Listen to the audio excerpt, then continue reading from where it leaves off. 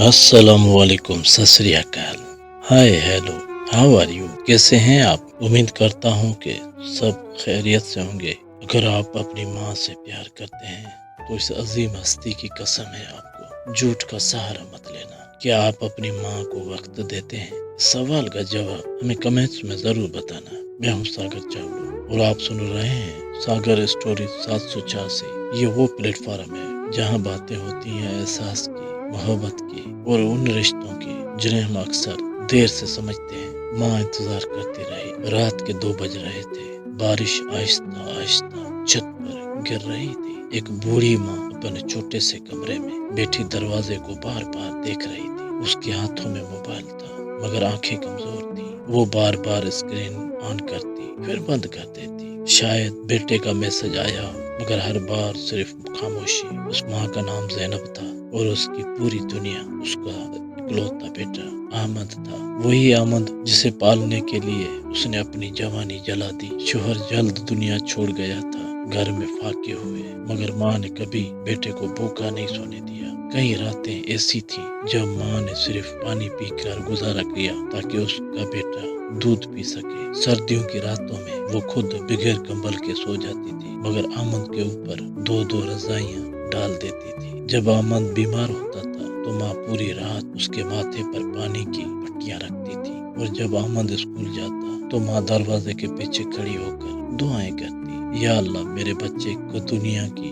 हर खुशी देना और उसके रास्ते के हर दुख हर दर्द मुझे दे देना। वक्त गुजरता गया। अहमद बड़ा हो गया, पढ़ लिख कर शहर चला गया, नौकरी मिल गई, पैसे आने लगे और फिर आहिस्ता आहिस्ता माँ के हिस्से का वक्त कम होने लगा। पहले रोज फोन आता था, फिर हफ्ते में एक बार, फिर सिर्फ ईद पर। माँ हर बार यही कहती, बेटा बस एक बार आ जाओ, तेरी शक्ल देखनी है। और अहमद हर बार कहता, अम्मी बस काम बहुत है, जल्द आऊंगा।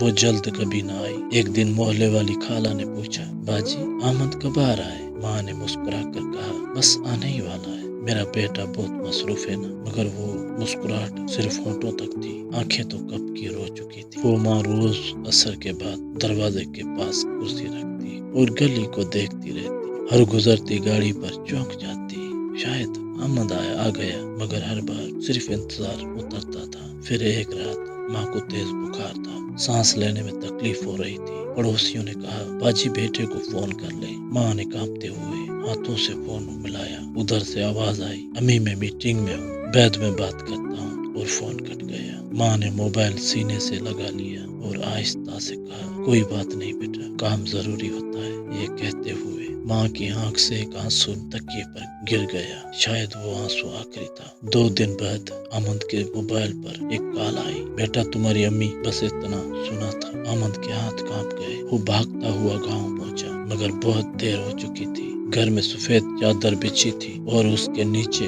वो माँ सो रही थी जो पूरी जिंदगी खुद जागती रही। अहमद माँ के कदमों में गिर कर रो पड़ा, अम्मी उठो ना, मैं आ गया हूँ, देखो अम्मी आपका अहमद आ गया। मगर उस दिन माँ ने दरवाजा नहीं खोला। रोशन ने रोते हुए एक डब्बा अहमद के हाथों में दिया, ये तुम्हारी माँ ने तुम्हारे लिए रखा था। अहमद ने कांपते हाथों से डब्बा खोला। उसमें उसके बचपन के खिलौने थे, स्कूल की पहली पेंसिल और उसके साथ एक खत था। खत पर लिखा था, मेरे प्यारे अहमद के लिए। अहमद ने रोते हुए खत खोला। उसमें लिखा था, बेटा अगर तुम ये खत पढ़ रहे हो तो शायद मैं अब इस दुनिया में नहीं हूँ। मुझे तुमसे कभी कोई शिकायत नहीं रही। माँ तो बस औलाद की खुशी में ही खुश रहती है। बस एक ख्वाहिश थी, मरने से पहले एक बार तुम्हें देख लेती। खैर अपना ख्याल रखना बेटा। वक्त मिले तो कभी अपने बच्चों को गले लगा लेना ताकि वो तुम्हें वक्त देना न भूले। अहमद जोर जोर से रोने लगा मगर अब न वक्त वापस आ सकता था न माँ वापस आ सकती थी। दोस्तों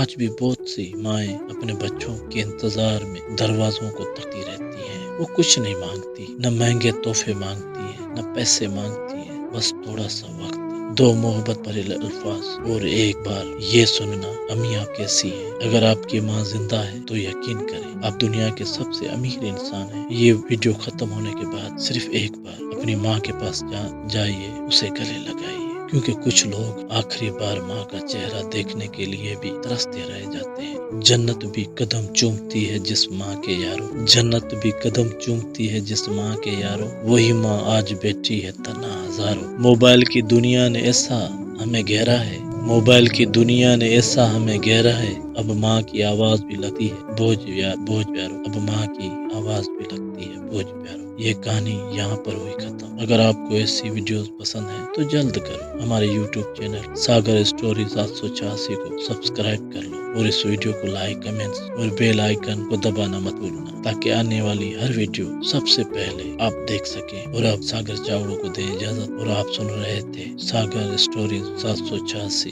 اللہ آپ کی ماں کو سلامت رکھے، آمین۔ خدا حافظ۔ ماں کی پاک محبت کو سرخ سلام۔